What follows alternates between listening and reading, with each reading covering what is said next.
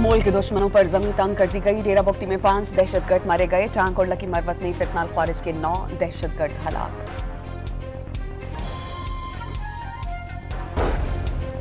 सानहाए 9 मई पर पीटीआई का घेरा मजीद तंग। विफाकी काबीना ने बानी समेत 132 रहनुमाओं के नाम एग्जिट कंट्रोल लिस्ट में शामिल करने की मंजूरी दे दी।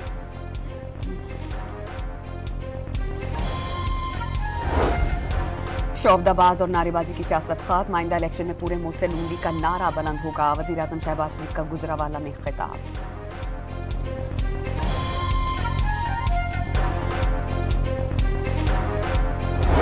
पाकिस्तान के लिए आग और खून का दरिया उबूर करना पड़ा। कुर्बानियों की दास्तानें उनको भी सुनाएं जो कहते हैं खान नहीं तो पाकिस्तान नहीं। वजीर दिफा ख्वाजा आसिफ का एक्स पर बयान।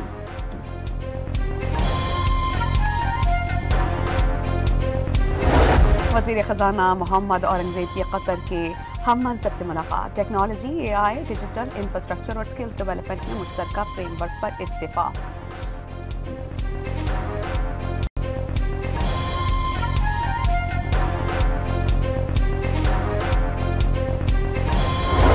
और कराची में सिंध नेशनल गेम्स की इफ्तिताही तकरीब जारी। हदीका के आने की शानदार परफॉर्मेंस पर एथलीट और फैंस भी मुतफिक।